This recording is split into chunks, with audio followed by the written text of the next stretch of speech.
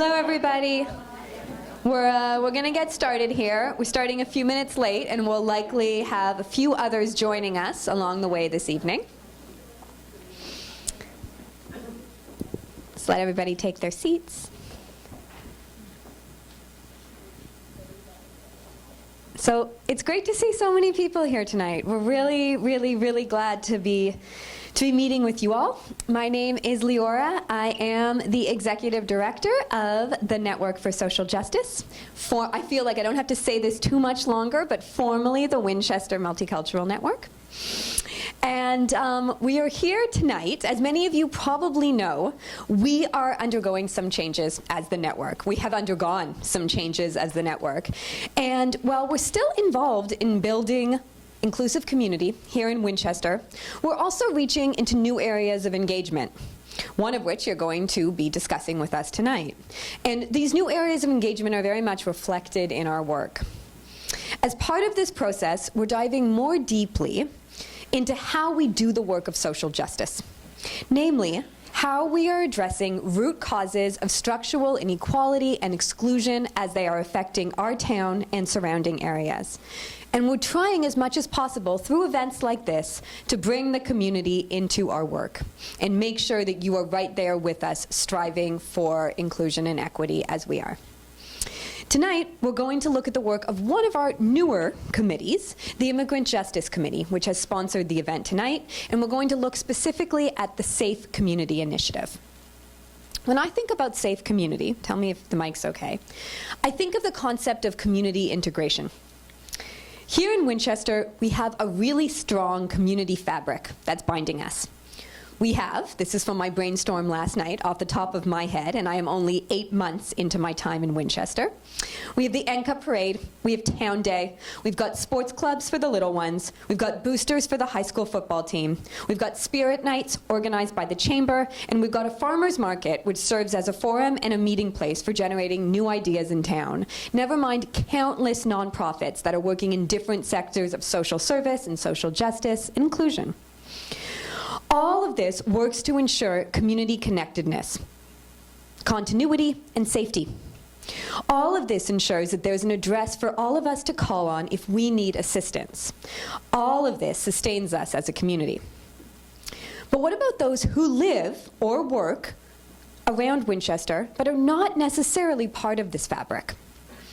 What about those who have Winchester as a major touch point in their everyday life, but are outside this integrated town ecosystem?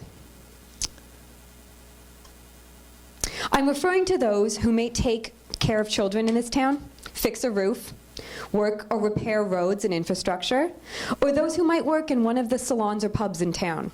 How do we, as a community, knit our social fabric to make it as inclusive as possible? How do we ensure that this town is really equitable, inclusive, and a safe community for all? That is exactly what we are going to explore tonight. And we encourage you to get involved by asking questions and participating in tonight's discussion. And with that, I'm going to hand it over to Karen, tonight's moderator, to introduce our panelists and start the discussion off. Karen Hirschfeld was born and raised in Winchester, MA. She lives and works around the world. She's lived and worked around the world, most recently with the U.S. Agency for International Development, where she spent time in Cameroon, Haiti, and Myanmar. She's the founder and principal of Hirschfeld Consulting Services, an international development service consultancy, and co-chair of the Network for Social Justice's Immigrant Justice Committee. Ms. Hirschfeld earned a degree from Brown University, a BA from Brown University, and an MA in International Affairs from Columbia. And with that, I hand it over to her capable hands.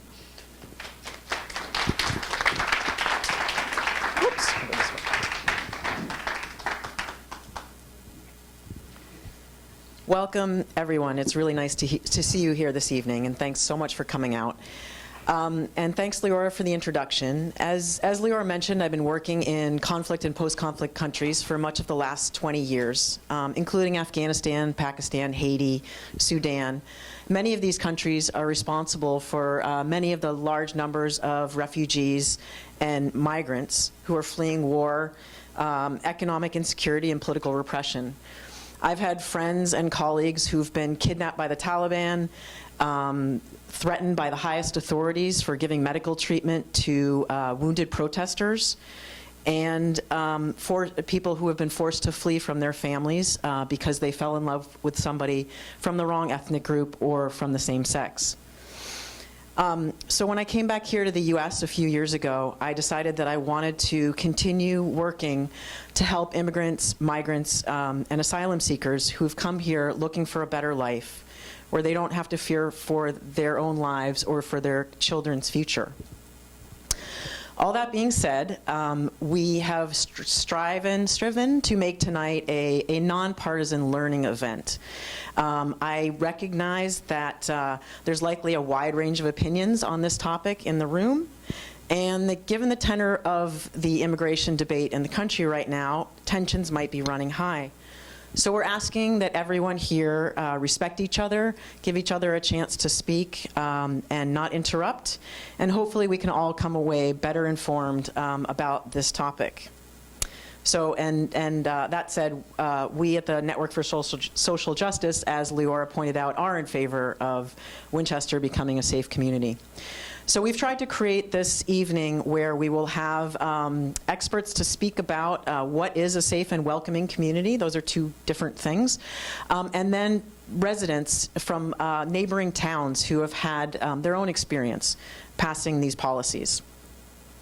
So our first speaker of the evening will be Laura Rotolo, who is staff counsel and community advocate at the ACLU of Massachusetts, where she focuses on immigrants' rights. She currently develops and works to pass and implement government policies that protect immigrants at the municipal and state levels. As a Latina and an immigrant from Argentina, she advocates with the Latinx communities in Massachusetts and appears frequently on Spanish language news programs. Ms. Rotolo is a graduate of Tufts University Fletcher School of Law and Diplomacy and American University's Washington College of Law. Our second speaker is Todd Berger.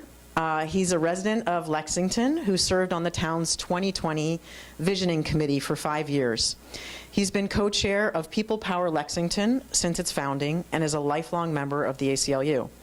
Mr. Berger is now a candidate for Democratic State Committee in the 3rd Middlesex Senate District and will be on the March primary ballot. Mr. Berger is a former transportation and operations management consultant and has raised 4 daughters with his wife, Deborah.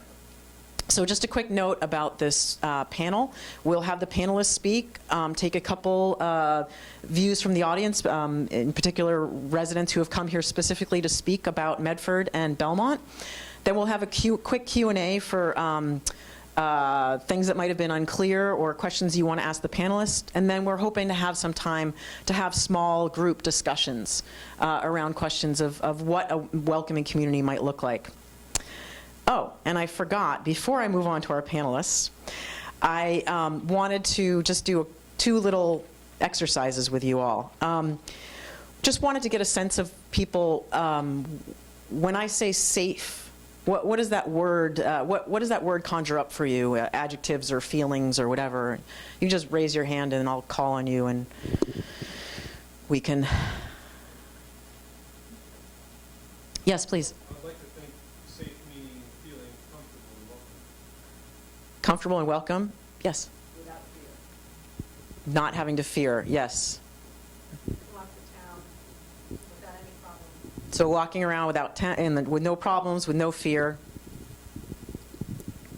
Great, thanks. Okay, so if everybody could close your eyes for a sec, and I want you to imagine that you come home and you've been gone all day and you don't notice anything's amiss until you realize that your wallet is missing and your passport is gone. So it's a relatively benign break-in, but they left behind your TV, your jewelry, your good china and silver. But what do you do without a license, without credit cards, without a passport, without a birth certificate? What happens? So I don't know if anybody wants to raise their hand. Dennis. Your identity is gone. Can Enroll in school, you can't get into certain programs, a hospital might not be able to go see you without information, without you can't get in your car and go anywhere. Yeah, can't travel anywhere outside of the country. Yeah, I would know it's a temporary thing in my case, and I've got to replace them. While I'm replacing them, I feel insecure, like I get stopped driving, or I'm sort of semi-paralyzed until I've got my papers back. Right. Where some people don't get their papers back. Right, right. So imagine that fear all the time of not having papers, of not having anything to show the authorities if you're pulled over, or not having an identity card to show at a hospital. So that is the kind of spirit in which we wanted to discuss this issue. So now I will turn it over to our able panelists, and I'm going to ask Laura to speak first. Thank you, Laura.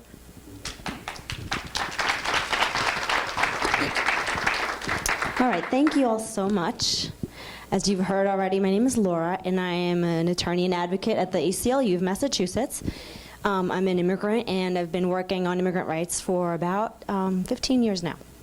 And one of the things that I love to do as part of my job is to work with advocates and municipalities to create policies at the very local level that will protect immigrants in your communities and will sort of separate your community from what's happening at the federal level. Or as we like to call it, when they go low, we go local. Because nothing is moving, in Congress right now, for better or for worse. There will be no legislation on immigration anytime soon. And so we still have this situation that affects us every day and affects people at a very, local level, at a very day-to-day level. So we focus on cities. Also on the state level, which I'll get to in a minute, but the idea of welcoming communities, safe communities, even sanctuary cities. So what is this all about? I want to give a little bit of context about why this issue comes up at all. And that's because we have about 14 million undocumented people in the United States, plus millions more who have status but are deportable. So you might have a green card, but it may have committed a criminal infraction and then be deported.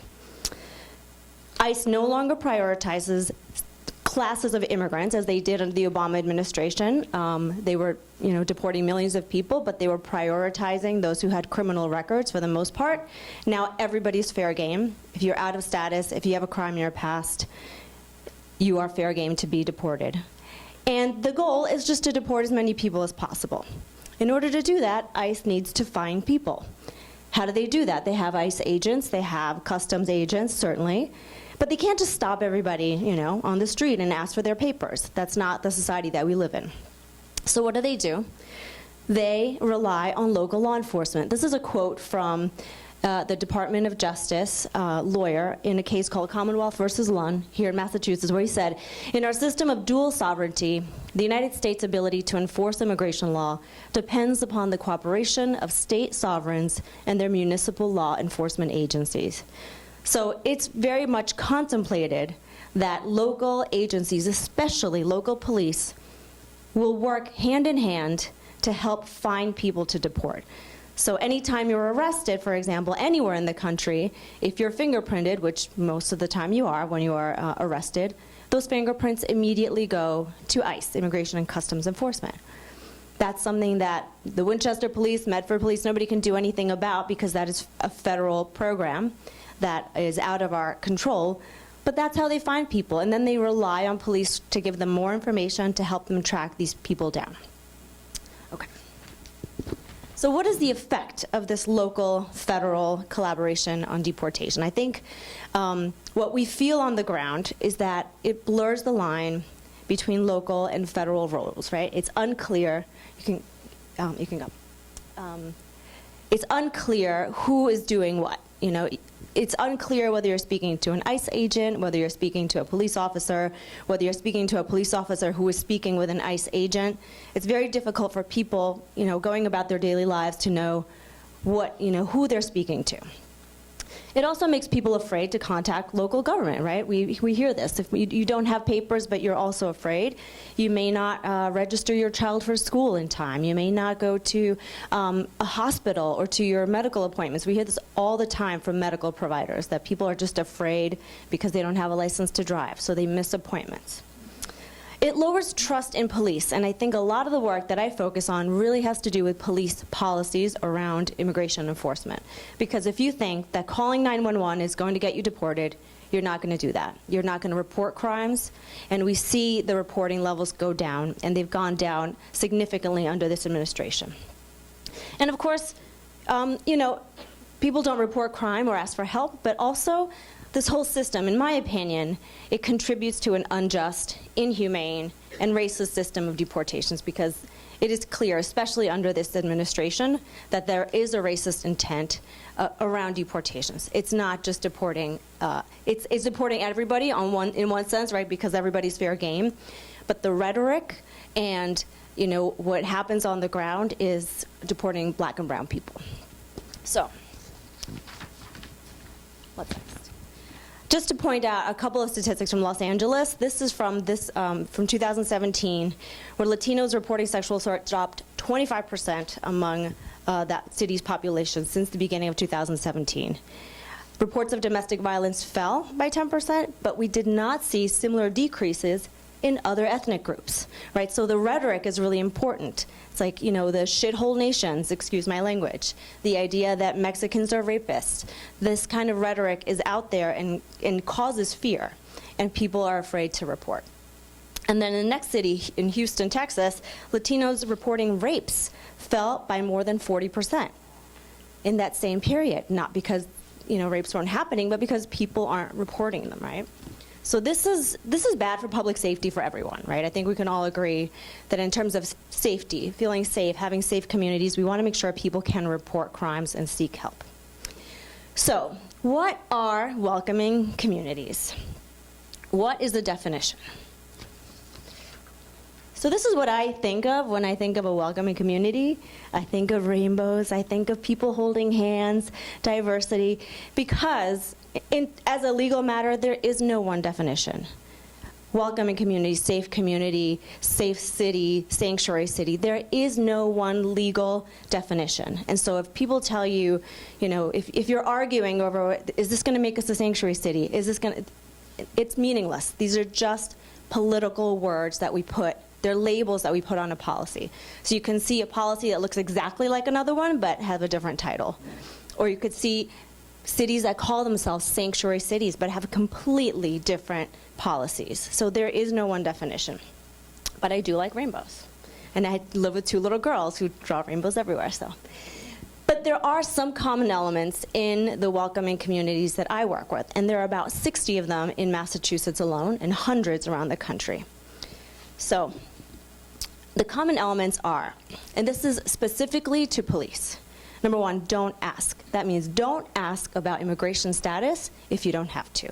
So if a police officer pulls you over, they should not be asking you about their immigration status. It is not relevant to anything that the police is going to be investigating or charging you with. Local police are not authorized to enforce federal immigration laws, at least federal civil immigration laws, so your status. Your local police officer cannot arrest you simply for being undocumented. So they shouldn't ask. Let's just stop asking that question. Don't call. If you have someone in your custody, don't call ICE. Why are you doing that? Why are you picking up the phone and telling ICE you have somebody in your custody? That enables ICE to come and pick up your friends and neighbors. Don't facilitate. We have sheriffs in the southern part of Massachusetts who very much facilitate deportation. They have signed these contracts that you may have heard of. They're called 287G agreements, where they literally take an officer from that jail, they deputize them with federal powers, and they work on behalf of ICE while getting paid by the state. Don't do that either. I think the best policies ban that kind of facilitation. What's next? And don't detain.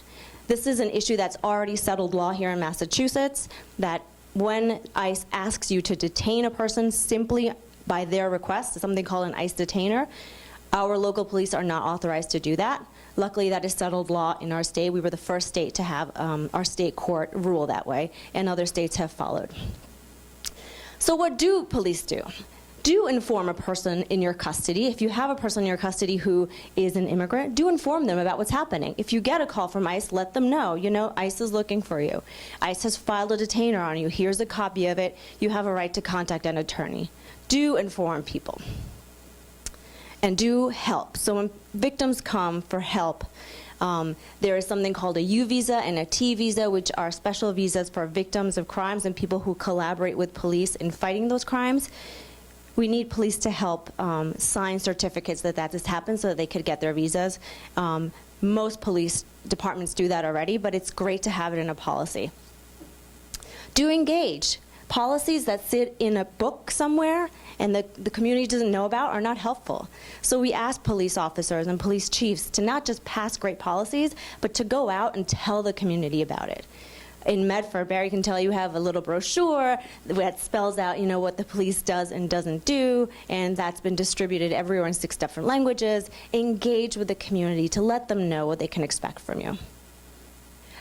And lastly, do report. This is a level of transparency that we always ask for. Have a regular reporting requirement where you're telling your city council or your town meeting what you're up to and what you're seeing.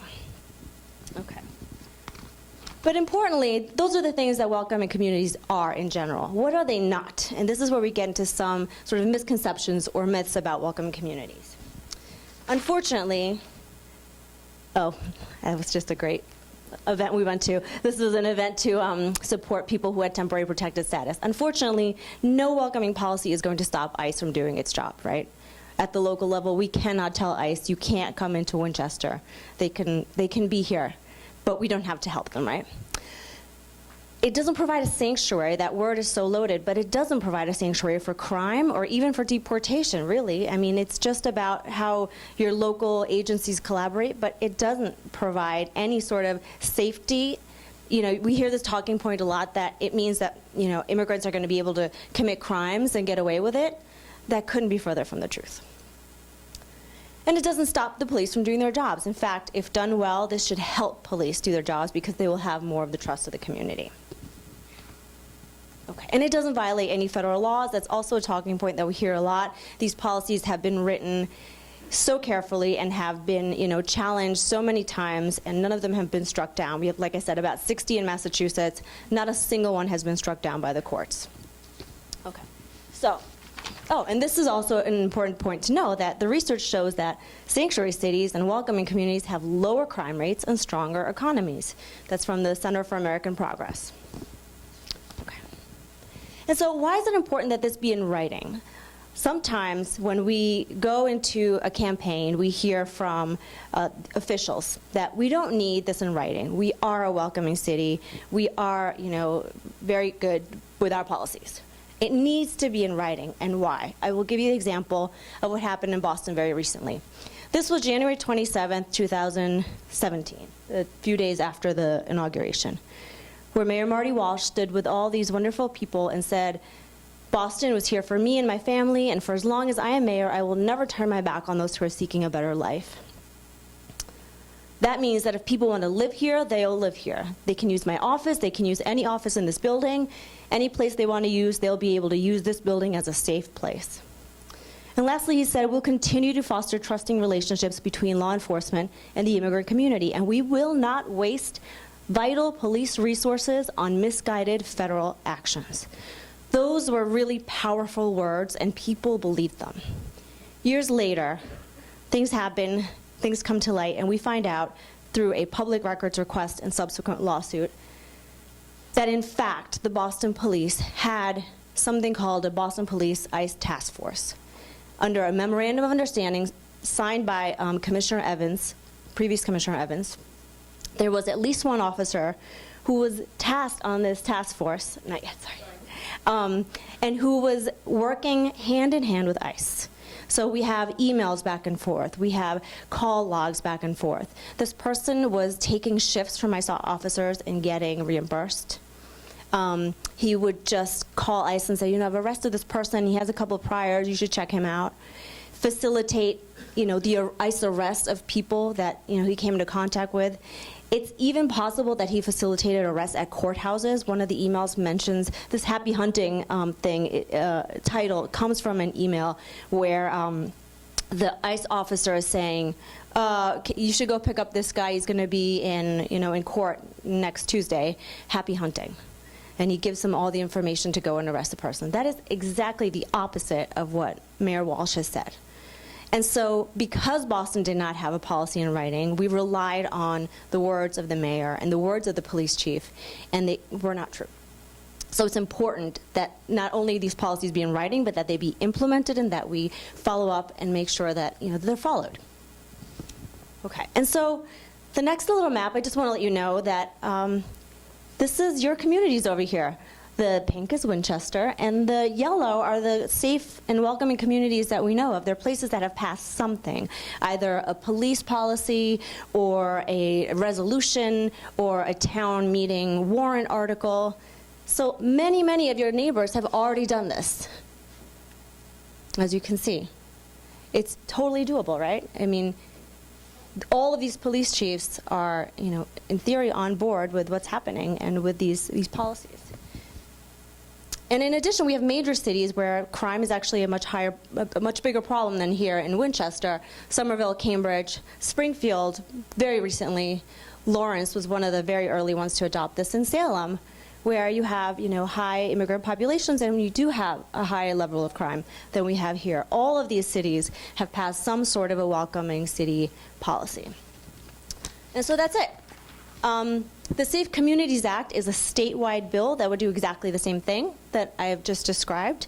It is currently in the state legislature. We have a hearing coming up on December 2nd, and I would invite all of you to join us if you can.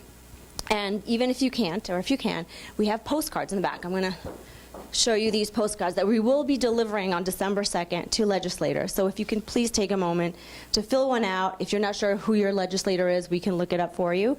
But if you can just fill it out and leave it there, we will deliver them to the State House, a whole bunch of them, I hope.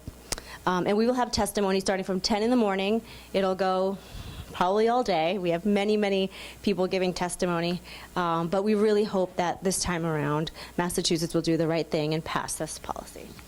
Oh, and that's how you can RSVP to, there's also little brochures. That's how you can RSVP for the hearing on December 2nd. And that's it for me. Oh, more rainbows.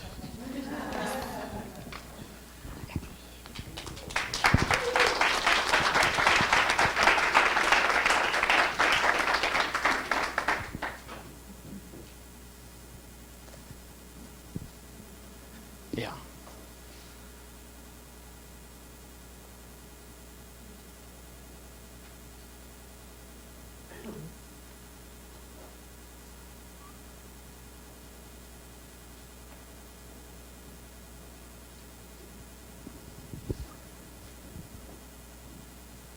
There we go.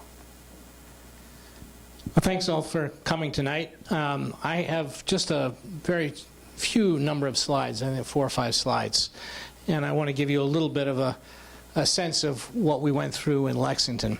So the group, Lexington People Power, was started as a result of the ACLU's effort to get groups all across the country to organize. And back in, I think it was March or April of 2017, there were 2 households in Lexington, each of which hosted a total of about 70 people that were concerned about the election that had just happened in 2016 and what was going on with the way this administration was talking about immigrants back then. Of course, it hasn't gotten any better from our perspective since 2017. And out of those 70 people, there were about 10 or 12 people that coalesced to formally organize Lexington People Power and to start to work to see what we could do in Lexington to change the way things were. So I've been a co-chair from the beginning. I've had 2 different co-chairs with me. Tony Rodriguez is currently co-chair, and Catherine Riley was co-chair before Tony. And the group's changed. A couple people have come, a couple people have left. One person left out of disagreement with something that we were doing, which I'll talk about in a few minutes. But it's basically been about 10 or 12 people through the last 2 years, and we're still working. So if you want to go to the next slide. So why did we do this? I think everyone in the group, including me, felt a very simple thing. You know, we all, those of us that are fortunate enough to be U.S. citizens, have certain rights and certain expectations about how we're going to be treated if we have a problem, if there's a crime, if we need the help of the police. And it was the belief of the 10 or 12 people in our group that just because someone else happened to be born in another country didn't seem to be a good reason that they should have less rights than we have if they live next door, work next door, work at a restaurant down the street.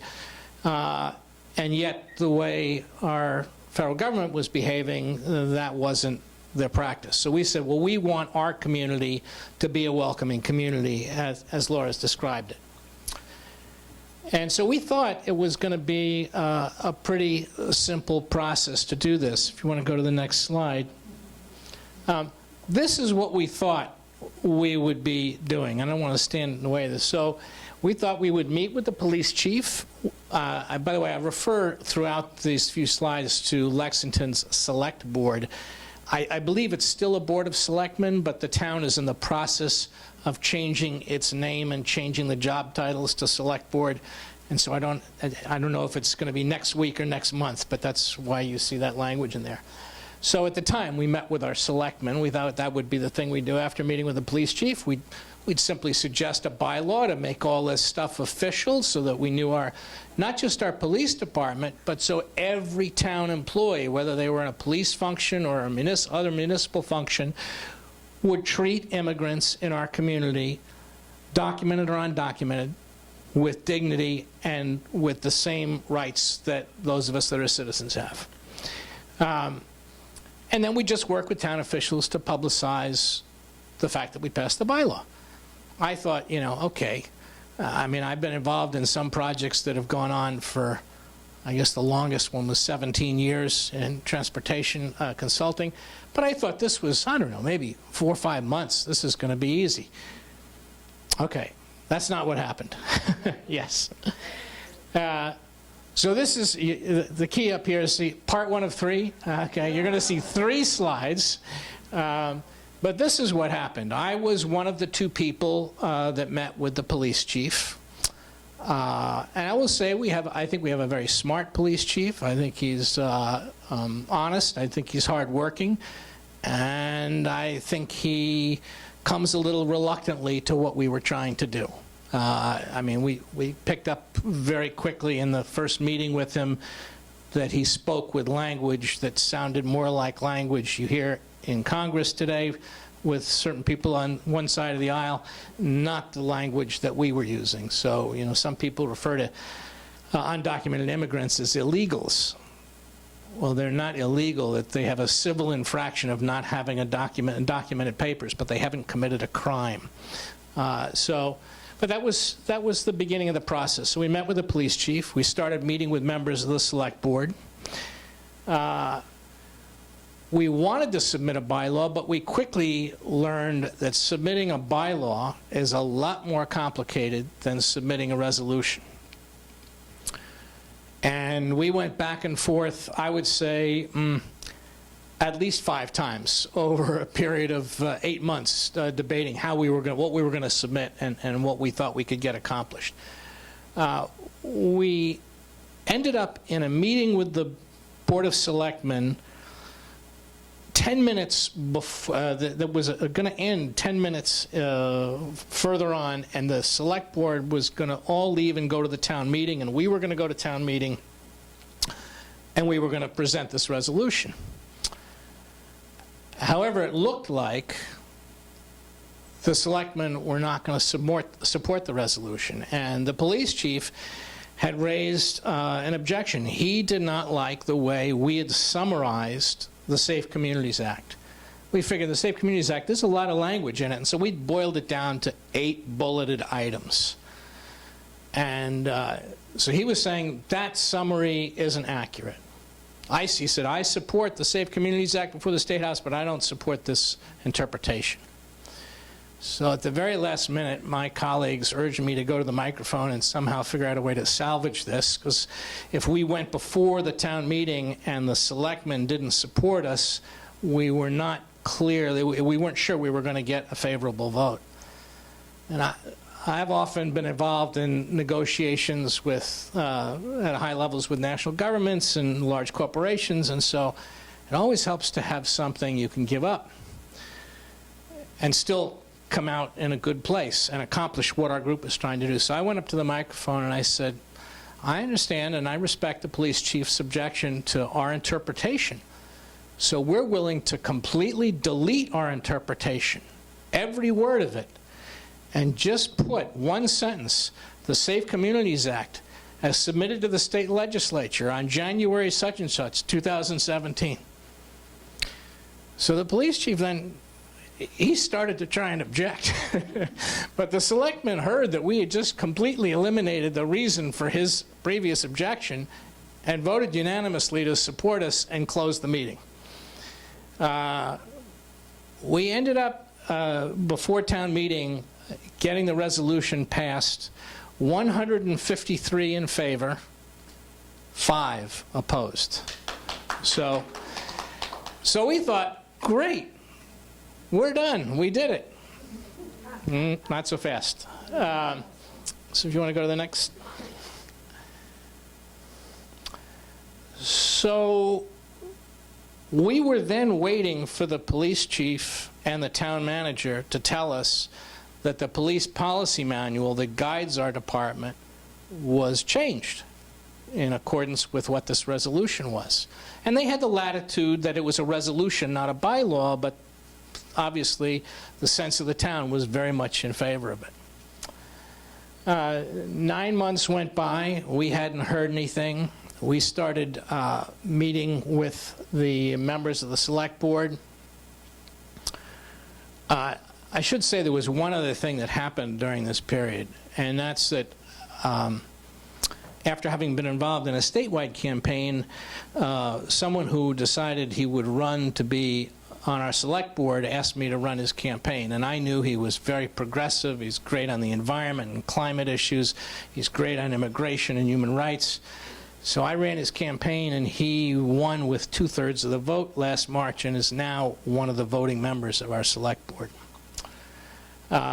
which helped navigate this process that we then went through, because it quickly became apparent that the police chief had made 2 minor changes which we weren't comfortable with in terms of going as far as we thought what needed to change to make the town's police policy manual be aligned with a safe community. And then we learned that the police chief and the town manager were going to be proposing to the select board that the select board no longer have oversight over the police policy manual committee. I guess unbeknownst to them, we were in multiple meetings with multiple members of the select board, and when it came before the select board, guess what? The select board rejected. And this is fairly controversial, because this was a brand new town manager for us, and one of the first things that he brought before the select board, and they refused to go along with it. In fact, not only did they refuse to eliminate the select board's oversight, they want to strengthen their oversight over the police policy manual committee. So that's where that stands at this point. At the same time, somewhere in all this, the police chief and the town manager said, well, no, we made the changes. We think we made what we need to. And we said, well, if you made what you need to, then we want to publicize this to the town.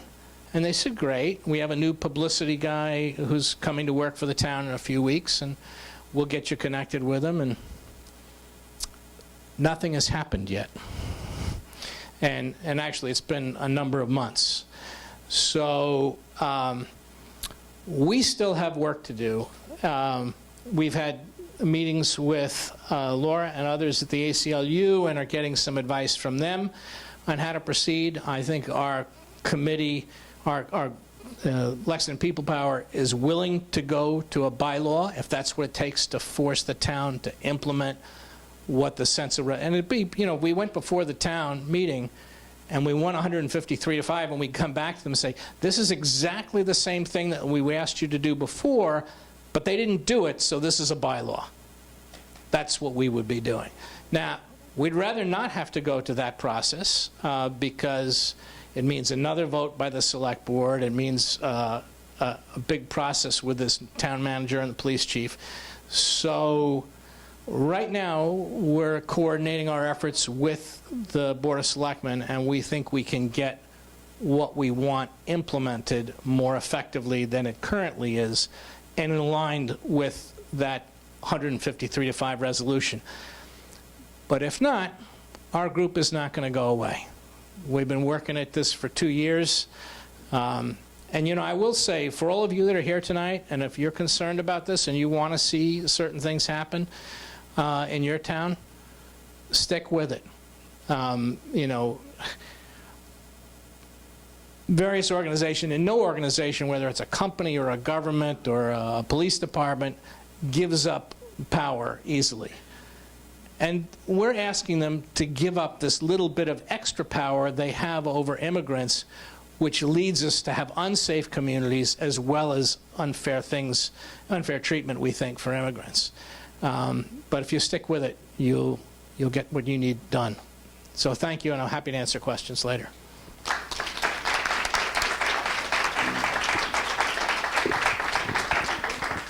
Thank you so much, both Laura and Todd. I'd like to call on 2 members from the audience. The first person I'd like to speak is Barry Ingber, and he helped pass police policy in Medford.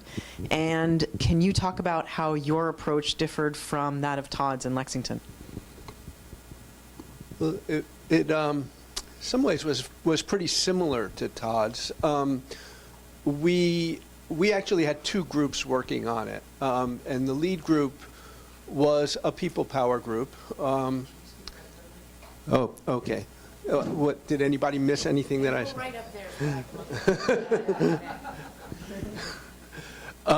The lead group was a people power group organized also, I thought it was February of 2017, but maybe it was March. There was a webcast, and it was part of a national effort to organize groups all over the country to pass safe communities policies in municipalities, mainly through police chief action.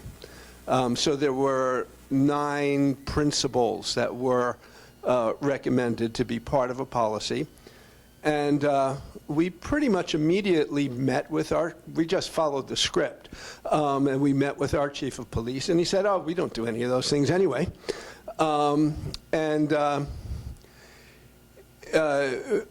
Said, okay, great. So can we have a policy? And he said, well, yeah, let me look at it. There might be a couple, there were a couple things he was a little uncomfortable with. But ultimately, we came to an agreement. And he said, he promised publicly several times that, yep, he would do this. He understood the need to have a policy, to have a written policy, just to make sure that all of his officers were clear about what the rules were in Medford. And it just wouldn't happen. And went on for months and months and months.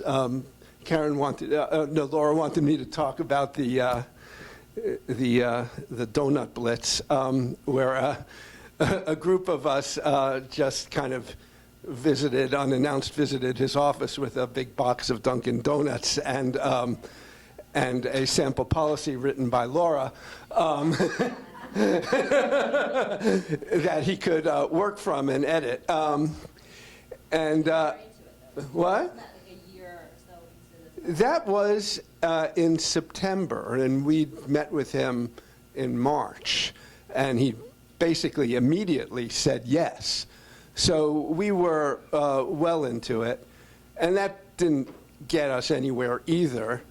Ultimately, we ended up going to the mayor to put some pressure on him, and she did. And he was in the process of retiring. And finally, he did just over a year after he promised to do so, he did put a policy in writing. And it was pretty much what we'd asked for. It had a few, there were a few issues primarily around communications with ICE. Where were the exceptions? When was it allowed? When wasn't it allowed? That we had some problems with, and asked for fixes. And he said, yeah, and then finally retired. We have, I mean, as police chiefs go, he was not bad. He was just not very engaged. And his replacement is actually a total sweetheart.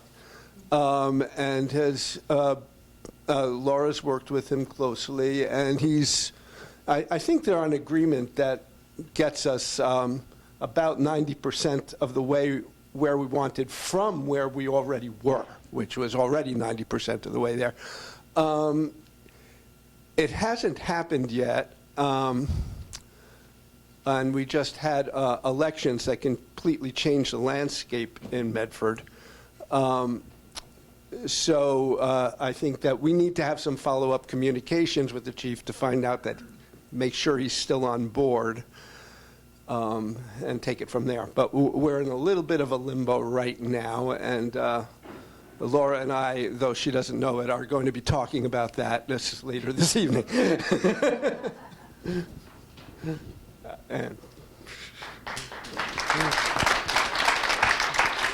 Thank you so much, Barry. Anne Mahone, I'd like to ask you to speak about your experience in Belmont. Thanks.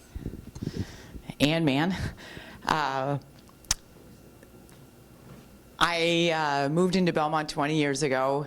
I had a little boy. I'm going to start with a story first. I had a little boy that lived next door with his mother and the boyfriend, and his name was Gustavo, and she was from Brazil. And my son and her son became very good friends, and it was a wonderful relationship. And her boyfriend was a Tyler in Belmont, and she was a housekeeper. And she had come home one day and told me that a woman that lived on Belmont Hill, which is our Mitt Romney area is what I like to refer to it as, had not paid her in 3 months for her housekeeping, and that she was worried about the rent that had to get paid. And I asked for the woman's name, and she wouldn't tell me. And then she said that the woman, when she wanted the money and said, listen, I'm going to do something about this, the woman said, there's nothing you can do. You're an illegal. You can't report it. So when we talk about safe communities, we do want people to be able to report when something has gone wrong. Well, it did turn out that somebody did report her. And I don't know when and I don't know where, but she said, I have to go back. I have to go back to Brazil. And this was before the whole Trump ICE thing even got initiated. There are people that will always be afraid of people that aren't white, and will. I'll give a couple more examples later, but and so I begged her to let me keep Gustavo, because Gustavo would come and have sleepovers with my son, and he would say, I don't want to go back. I'm scared to go back. People die on the streets at night where my mother's going to be taking me back. And I pleaded with her to let me have this boy. I said she could come back and get him, let me just get him through school. And I was talking to the school system and the principal to figure out if there was a way that they could do this. And they said, we can't, Ann. We can't because of things that have been reported. I'm so sorry. So for 10 years, I've been looking for Gustavo. Anyway, and because I can cry like this, the police department knew that they could not resist me when I told them I was going to make Belmont a welcoming town, because I cry at the drop of a hat. And I tell this story over and over again. And so it turned out initially there was resistance. I went to the police department. This was just a thing where I learned about what the new ICE policy was. I learned that Belmont might be asked to spend its own budget, our tax dollars, for federal guidelines that I didn't believe in. And so initially when I went to the police department, there was resistance. And they said, Ann, we're not going to get involved with this. And I do a lot of Facebook posts, and people were saying, you know, we could stop getting federal money if you do this. And then I spoke to the town lawyer, and he said, absolutely not. There's going to be no denial of federal money. That's against the Constitution. And so when I met with the police department and there was a little bit of resistance, the newspaper interviewed me afterwards, the editor of the paper, and I said, oh, it went great. We're both on the same page, and we're going to be writing this up together, and we're co-authoring it. I love my Belmont Police Department. So I cornered him, and there was nothing he could do, because everyone who asked me would say, what, isn't there resistance? I said, there's no resistance. We're doing this together. We're going to co-author. And the night of town meeting, this was the wildest part. So I all day made these signs that said welcome, and it was rainbows, just like you. Pretty, welcome, wonderful. And this was getting printed in the paper every week, that Ann Mann has this bylaw that she's going to be putting on the floor of town meeting. Not a bylaw. A non-binding resolution, but it was in writing, and it was guaranteed that the police were going to follow it, and there were enough people there to make sure it was going to have it. But so we did have adversaries, but they weren't members of town meeting. These were people that were saying, this is going to bring ISIS to Belmont. I mean, there are funny people, and they do come out of the corner when you do things like this. But the interesting thing was that the media was there, and so they were standing with their big cardboard cutout from the side of a dishwasher sign that just had a circle around it, had the word illegals and a line through it. They were actually getting some Republican funding. So they had these stickers and buttons that they had too, but fortunately nobody could read them. So when you had the comparison on the news between these very angry people that were saying racist names for people on the corner as people came into the parking lot, and then us, who were all hugging everybody and had our welcoming signs, it was a very different feeling. And yes, we did have a landslide victory, but not as good as yours. I think we had maybe 40 people that voted against it out of 280. But the thing is, other things followed up. People are afraid of what they don't know. Sometimes parents train you differently, and they teach you to hate. A side note, as a realtor, I did tell Belmont on the floor of town meeting that in the event that this fails, it's going into the Boston Globe, because I'm going to call them, and all of your property values are going to drop, because we're going to be known as a hateful town. And I'm one of the top agents in New England, so I felt like an expert on that. And our property values did go up.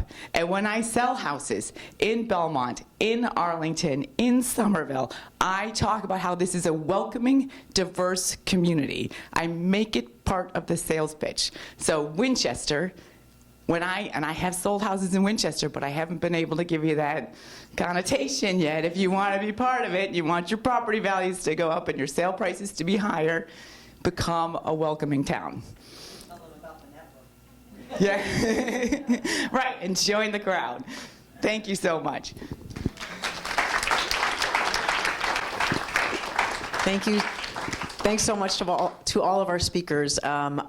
We wanted now to take the time to see if there are any questions from the audience. So if you do have a question, please raise your hand, and we'll come and hand the mic to you.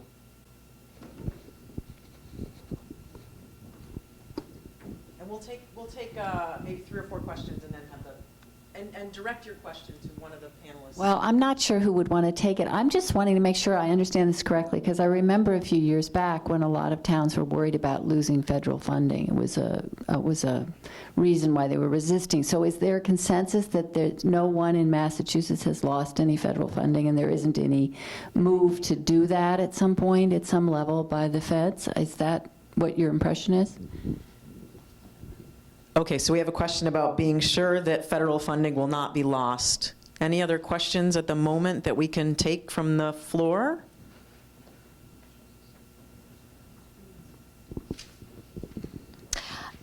In Winchester, where are we? Has anyone spoken to the police chief? Or is this step one? Are we partway down the road?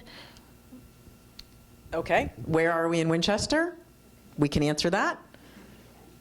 Any other questions? Yes. What is the status of the state police? Okay, status of the state police.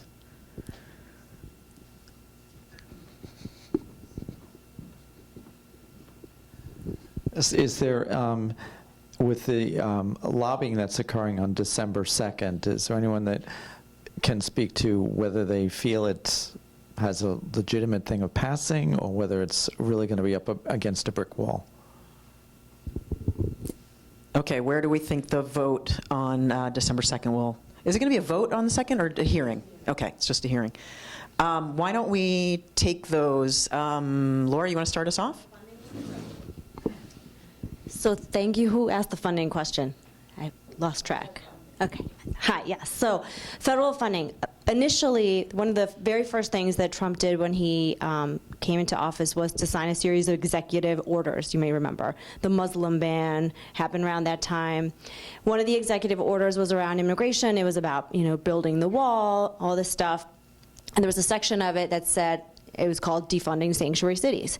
And it ordered the Attorney General to refuse federal funds to cities who did not fully collaborate with ICE and with immigration, federal immigration enforcement. The Bill Barr tried to do that. The Department of Justice, first they threatened about 23 cities that were receiving federal funding that they had to certify that they were collaborating with ICE. That didn't go so well. Then they tried to pull the funding. And there have been lawsuits around the country, so it's not 100% settled. It's possible that it will go to the Supreme Court. But the two main cases are out in California, and they're both called City of Los Angeles versus Barr, but they're actually two different cases. The first one is around, they're both about law enforcement funding. So the funding that we're talking about is only related to law enforcement. We're not talking about schools, fire department, FEMA, none of that. None of that is even on the table, so I just want to be clear that it's only law enforcement funding. It's a very limited amount of grants. So the first kind of grant, Los Angeles applied for a grant and didn't get it because the Department of Justice was adding sort of bonus points for cities that collaborated with federal immigration enforcement. And the Ninth Circuit found that they could do that. That they had wide latitude to talk about, to decide who was eligible for the grants, and that they could afford bonus points. So that was case number one. Case number two was about another kind of grant for police officers called the Byrne Memorial Grant. And LA did get that grant and did have money. After they received it, the Department of Justice asked them to certify that they would allow ICE into their jails, that they would hold people on ICE detainers, and that they would generally collaborate. LA wouldn't do that. They sued again, and the Ninth Circuit found that actually the Department of Justice could not force LA, after it had received its funding, to collaborate with ICE more than it was doing, because you can't force the state to do the federal government's work for them. It's a 10th Amendment issue. So that's sort of the state of the law right now. Sorry, it's long. But nobody in Massachusetts has ever lost any funding. And like I said, we have about 60 cities. Chelsea and Lawrence also filed a lawsuit early on, which got stayed pending the Ninth Circuit stuff. Nobody's lost its funding. And even if it were to happen, it would be a very small law enforcement-related grant. That's up. Anything else I can take? Yeah, the hearing, what you think. Oh, yeah, the hearing. Oh, the state police, I can also say. So the state police, under Charlie Baker, does have a policy that's not great, but they do have a policy that says that they will not ask people for their immigration status.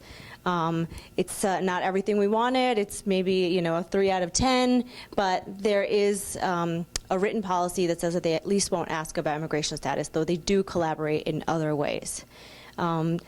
The hearing, we are expecting a huge crowd. We have like 30 panels of 2 or 3 people and then hundreds of people coming.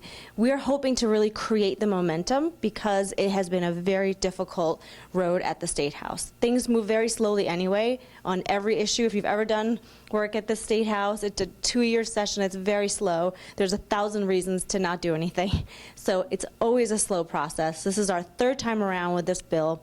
And we are hoping to really just create the momentum that we need, especially because Governor Baker does oppose it. So it's definitely tough to overcome, but we're just hoping to do our very best to create more momentum.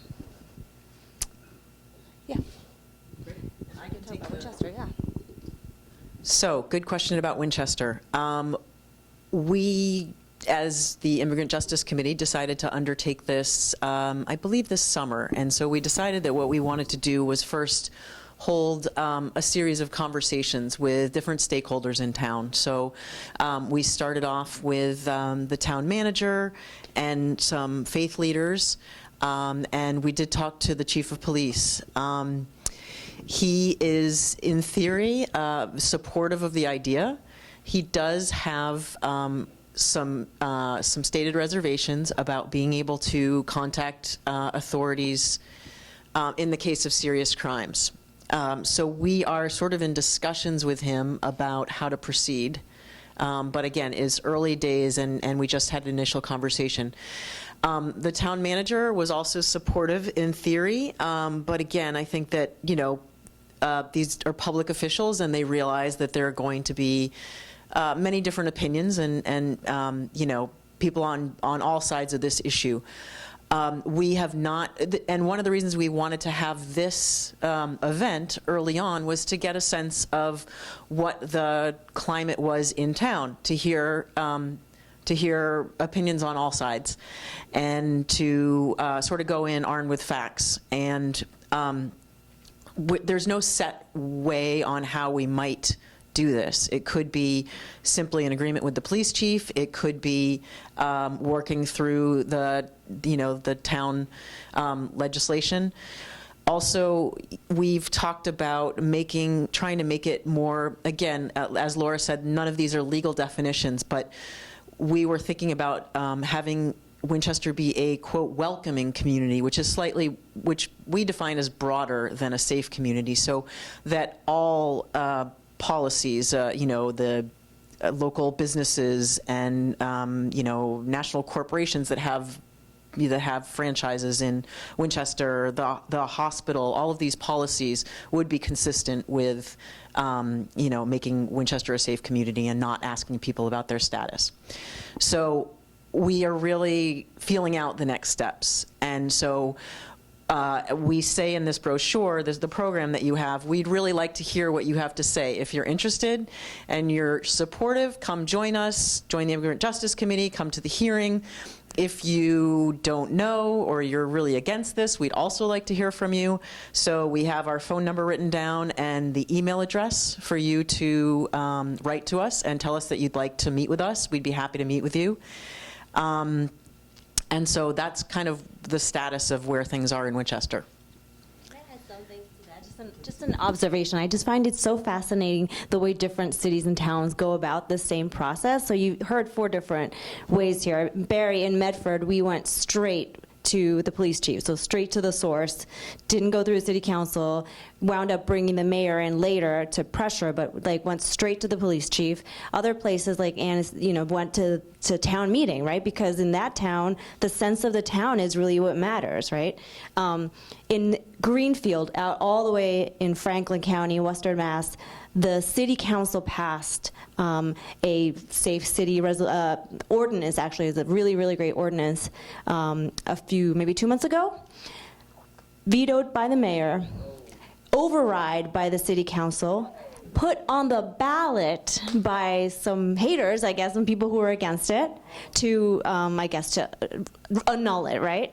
And we won. So. Defeated the nullification at the ballot. So that went through a crazy process. Salem also went through a ballot initiative after the city council approved it. So every city is so different, and they say there's 4 different kinds of government in Massachusetts, but there's really 351 cities and towns, and I think there's like 351 kinds of government, because it's not just about your structure, but it's about really who is in control. You know, whether your police chief will do what the mayor says, or whether, you know, the police chief is very independent and powerful. It's so different in every town. So I appreciate how much work it takes to even just figure out how to do this in your town. And we, Phil, my co-chair on the Immigrant Justice Committee, Phil Coonley, and I met with Barry in his backyard in July or August, and he told us about going directly to the police chief, and sort of the caveats of doing that, the challenges of doing that. And so we thought, well, maybe if it was more of a, quote, democratic process, and we had the town government putting pressure, we had them in our favor, then it would be a more, transparent process, and there would be more pressure on the police chief to actually act. So again, we're just feeling this out. We'd love to hear thoughts and ideas, and for and against and everything. So with that, let me see if there's another round of questions, and if not, then maybe we'd love to have people talk in small groups. But any more questions? Did you answer that? There actually is a written policy. There is a written policy signed by Governor Baker, and from our point of view, it doesn't have all the pieces that we like to have in a welcoming policy, but it does at the very least say they can't ask about immigration status. And it lays out, at least there's a piece of clarity, right, so that you know if a state trooper stops you, this is when they will call ICE, and this is when they won't. So at least it's in writing and it's clear. Barry. Another word on the decision to go straight to the police chief was, initially we were feeling him out. We were taking the direction of the National ACLU. And we got a positive feeling from him. But there were other pieces to that too, which is the fact that we got a positive feeling from him, and we had a positive sense that the mayor would be supportive, and we had a sense that the city council would not be supportive, and that making it a public process, since what we were trying to do is protect people, we were afraid that we would be more effective at fomenting a backlash than we would at fomenting support. So we wanted to get a policy that made sense in writing and then publicize it in the areas where it needed to be publicized. And it's not like we were hiding it. We got press coverage in a local newspaper that's read primarily by Old Medford, by the most conservative element in the city. And we deliberately got that press coverage, but we weren't going out into that community and making a big splash about it. We were trying to protect people. We also had another organization, which I'm also a member of, with a lot of overlap, called Safe Medford, which organized at about the same time, has a larger membership, and whose purpose, dual purpose at the time of organizing, was to try to get a policy of this sort passed and to try to pass the Safe Communities Act. We talked about merging the two organizations, especially since there was a fair amount of overlap in membership, and decided that they actually had different purposes. One was based in diversity and inclusion, and the other was based in civil liberties. And we could very easily go in completely different directions. And right now, our People Power Group is working on a civilian control over police surveillance ordinance, which is really out of the docket of Safe Medford. So. And one of the things we did as well was when we did find that there was resistance in some areas, we went to different religious institutions, different community advocacy groups, and they did not want us to present at town meeting. They kept trying to tell me not to put the citizens petition up, to retract it. So I would have all of these different organizations in Belmont writing to our selectmen, writing to our police department, and they were flooded. And so it's just a matter of getting out there and circling the wagons with all of your different community helpful groups. Generally, the religious community will be helping people anyway, and so they see the sense in this. And one more thing, it's not just about making these people safe. It's actually about making us safe. Because if they witness a crime in Winchester, and they want to be able to report it, they see somebody breaking in because they're getting out of some job late at night, they are afraid to call in a way that could protect you, because if they call and they get fingerprinted, then they could get reported. And one more thing I wanted to just clarify. If there's a crime, if someone is an undocumented worker and they commit a bad crime, we are not forgiving that. There is still a justice system that they will go through. So it's not as though, and people have a misconception about that. They think that it means that we won't be putting them in jail. No, if you commit a bad crime, you're going to jail regardless. So please know that that is the case. Sorry. Thanks.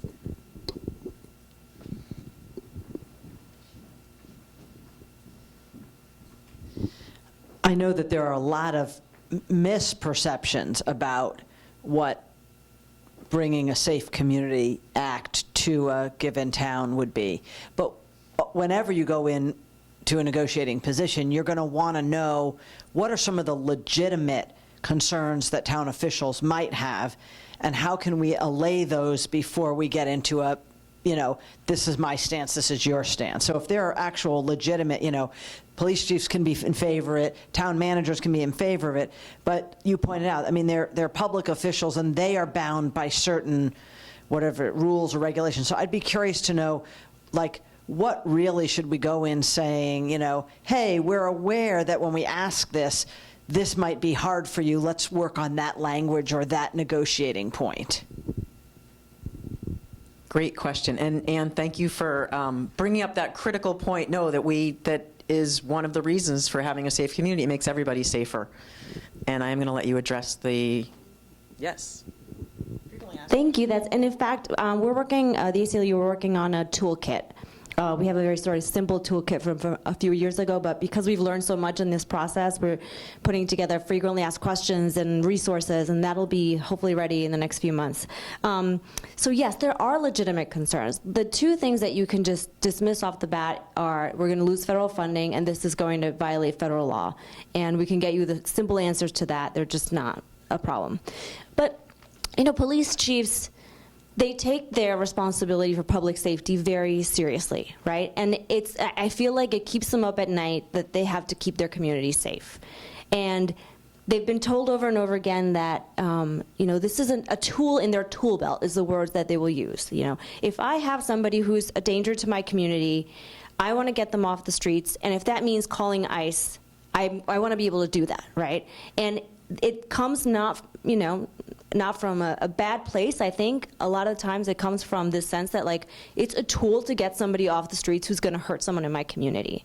And so that is something that we really have to struggle with, and we have to sort of explain that it's a balancing, right? It's like, yes, you could call on somebody that you merely suspect of wrongdoing, but that's going to send a message to the rest of the community, and they're not going to come forward and report crimes, right? So some police chiefs, like the police chief from Chelsea, is very eloquent about that, much more eloquent than I can be, because he speaks in his, in his law enforcement manner, and he trains other police chiefs about this, but he believes very strongly that what's most important is getting the trust of the community so he could do his work. And if that means giving up a little bit of power, and none of these policies say you can't work on criminal matters, right? Of course you can.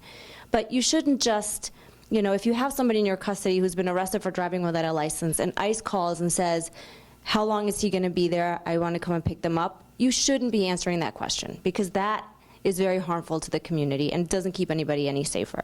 So I think those legitimate fears of losing an important public safety tool is something that, is hard to struggle with, and it just requires some very intense one-on-one conversations with your chief. And then there are some hiccups in terms of not the legality of the substance of the ordinances or resolutions, but sometimes the structure. So that depending on your town or city government, you know, we're facing this in, I think, Northampton right now, where the city council is saying that in fact they do not have the ability to tell the police what to do because the police is an executive department and the legislature can't tell an appointed official what to do.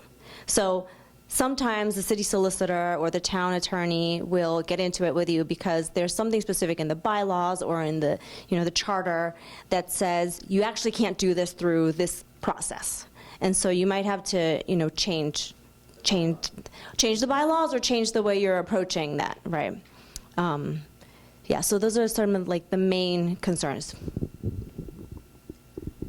And then some people we've spoken with who are just devil's advocates, who are generally are for this idea, have said, you know, maybe people think that that safe communities might become flooded by people who feel like they'd be safe there, and so, you know, numbers in schools will go up, and local resources will be taxed, et cetera.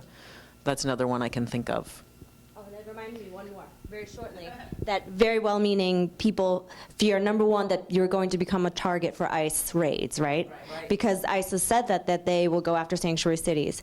My response to that is it's safety in numbers. You saw the map, you know, if our whole region does this, then why would they pick out Winchester? You know, but then also the fear of that we're giving a false sense of security to immigrants, you know, that by passing this, people are going to believe you're not going to be deported if you live in Winchester. And that's just on us to say, no, we are going to do the public education piece once this is passed so that people know what it is and what it isn't.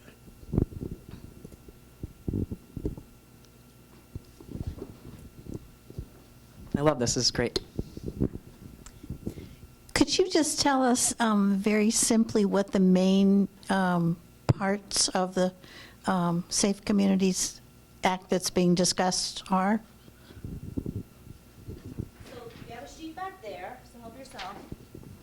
It is essentially those do's and don'ts that I talked about.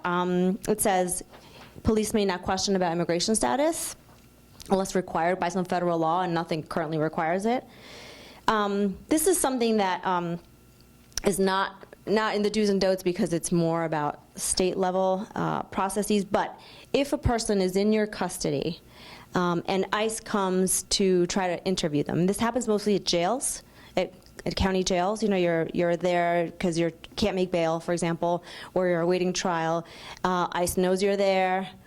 They want to come and interview you so that, you know, they can start deportation paperwork. Oftentimes what happens is that the person being interviewed doesn't know who they're speaking with. They think it's a jail official, they think it's an advocate. They may not say, the ICE agent may not say who they are. And there's no Miranda rights in the civil context, right? You don't get a free lawyer if you can't afford one. You don't get told what your rights are. You don't get told that you have a right to, you know, a phone call. There's no warning like that. So what we're asking is that, you know, the Attorney General create a form laying out people's rights in several different languages, and then that form be given to anybody who's in state custody or local custody before ICE can interview them. So if ICE comes, you get a form explaining your rights, and you get to say, no, I don't want that interview. Or I do, or I want to call an attorney, or whatever it is. But it's a knowing your rights piece. The third is limiting the notifications to ICE, what we talked about. What Boston is apparently doing, just communicating with ICE regularly about people in their custody. When ICE asks those questions, they shouldn't be responding. They should say, go to the courts, get that information from somewhere else, but not from our local police. That's not what we want to be spending our resources on. And then the 287G agreements that I referred to earlier, those agreements that county jails have where they'll take a person, deputize them with federal powers, and have them act as ICE agents on our state dime, we want to ban those. We have 4 of those agreements in the Commonwealth. We're the only state in New England that has those agreements. We have 3 in county jails and 1 at the Department of Corrections, and we want to prohibit those. And then just training and accountability, so ensuring that once this passes, that there is actually training to police officers and reporting back. So those are the main, yes, the main. Gloria has an announcement. I just wanted to say, on the table over here, you will find several sheets of frequently asked questions and the whole explanation of the Safe Communities Act. It's right on this table here. And in case your auras need a little fluffing up, because it's getting a little late here, there's a little sugar over here if you need it, okay? But before you do, we'll do a little work and munch. We'd like to spend about the next 10 minutes working in little groups. And we just want to ask that you, I don't know, go in like groups of 4 or 5, you turn around, say hello to the people around your immediate area, and talk about these 2 questions, and we can write them up on the flip chart. What might change in our community as a result of becoming a safe community? So what might change in our community as a result of becoming a safe community? And you can, interpret that question however you'd like. And what impact would it have on your life as an individual? So we'd like to take about 10 minutes for you to chat in small groups, and then we'd like to take the next 10 minutes to report back. So please feel free to get up, stretch your legs. There's apple cider, lovely cheese crackers, cookies. But then grab your seat, or just find people wherever and chat. Okay, if everybody wants to make their way back to their seats, we can do report outs. We're going to have a rapid fire round of report outs. We've got about 15 more minutes, and we're going to do a little bit of rapid fire hearing what everyone talks about.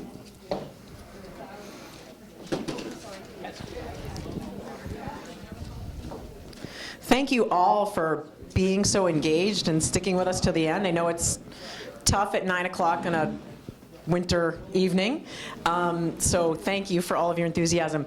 And before we do the report outs, I just want to say we wrote up a lovely evaluation because we wanted to know what everybody thought of this event. We really would love your feedback, and we forgot to bring it. So if you left us your email address, hopefully you will not mind if we send you an evaluation, and hopefully you will fill it out and let us know what you thought, so we can know what to do differently next time, or what you'd like to know more about, et cetera. So we're going to send it out electronically. If you haven't put your email already on there, it would be great. We really would love to hear what you think, as well as be able to connect with you further if this is a topic you really want to know about.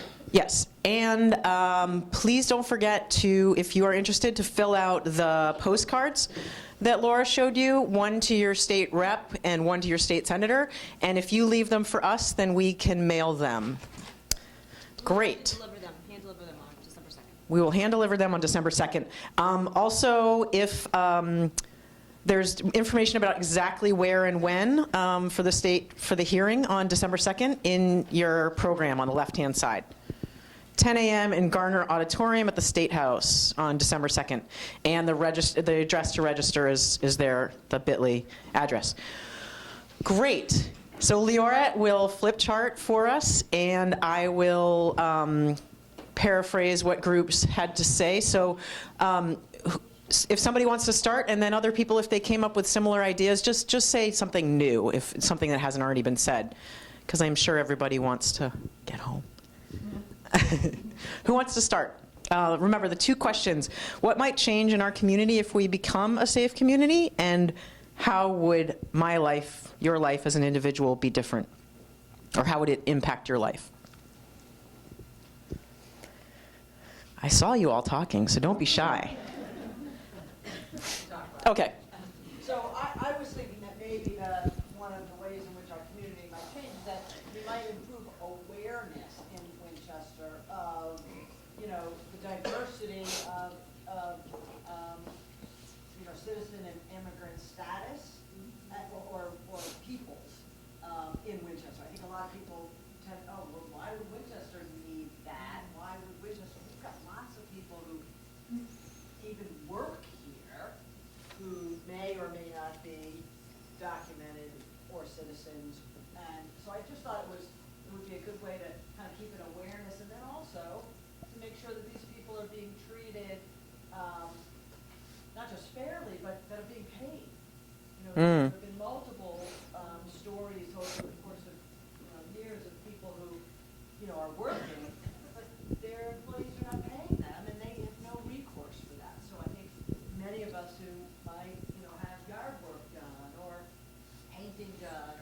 whatever, might want to sort of keep an awareness of, hey, are you getting paid? Are things safe for you? I think that's a way in which it would be an increased awareness about those kinds of things. Great. Increased equity and awareness of diversity of immigration and status in the town. I'm going to speak for my group because I think there's some confidentiality in a small group. A couple of people in the group I was in said, wow, in my life, I have someone who takes care of my child who's undocumented. Right. So she has to leave before dark because she's afraid that she'll more likely to be stopped and questioned about her immigration status. So she's not able to help me as much as she wants to. That cuts into her income and all, cuts into this person's logistics, but also she has that constant fear. Another example in the same group was somebody who cleans the home, and they've been doing it for years. So these people become part of your family. The people who take care of your child, people who clean your home every couple of weeks. In this situation, people, they need to have, if it's dark out, they need to have the shades down before they're going to do any cleaning, wherever they are, because they feel like if they're seen, they're going to be at risk. So there's a level of whatever we can do to reduce the level of fear for people who are trying to live normal lives is very important. Yes, please. Yeah, this is more like a question, but following up on what Phil's saying. Being a safe community doesn't necessarily solve that problem of somebody having to leave town after dark to go home to some other, to where they live, right? But if it's a state Safe Communities Act, if the whole state is, that does work, right? Yes. Right. And one of the reasons that we thought about Winchester becoming a safe community is to show that Massachusetts as a state has a X number of, growing number of communities who are taking on these policies, to show that Massachusetts is a welcoming state and to be a shining beacon for the rest of the country. I didn't do full justice to what I was saying because the woman in this case, the child care woman, was stopped in the evening on the way home by a state policeman. And it was a non-event from him. It was a ticket, but that was it.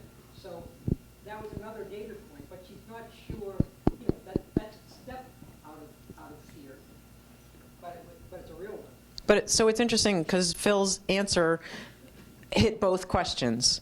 So people who are taking care of children and cleaning homes in Winchester might feel safer, and the people who employ them, it might make them feel, that these people they care about are safer, and it might make their lives easier because their child care can stay later, et cetera. So, yeah.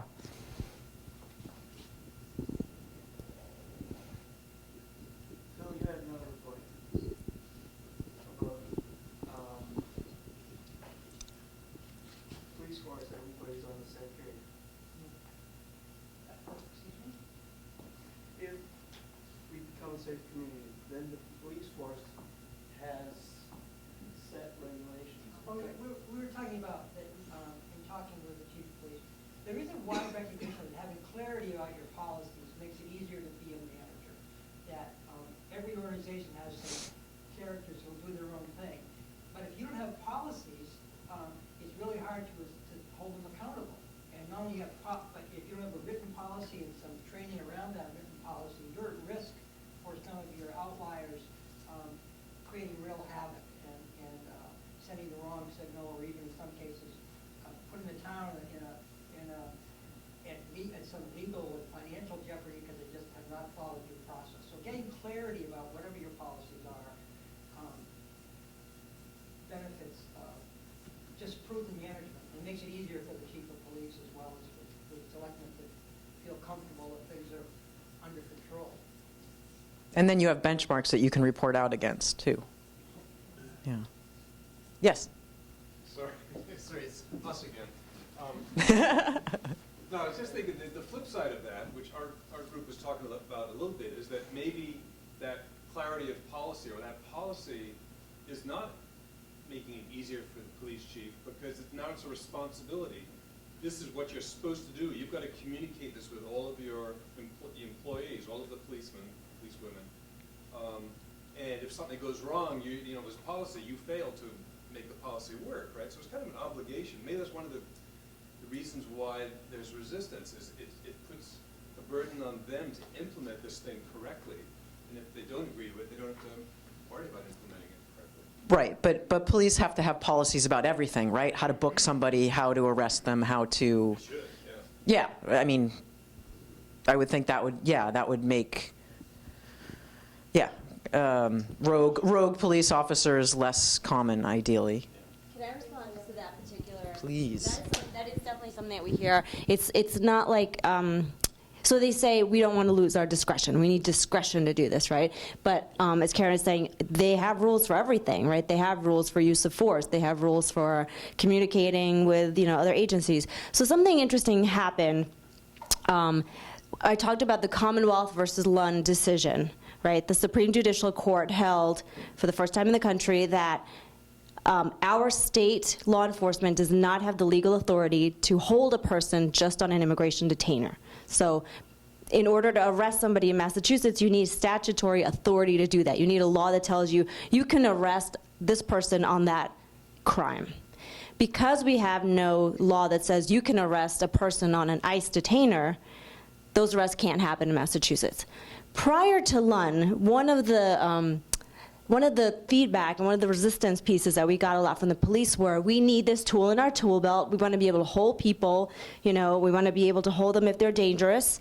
You can't take that away from us. We need that resistance. After Lund, it was day and night. It's like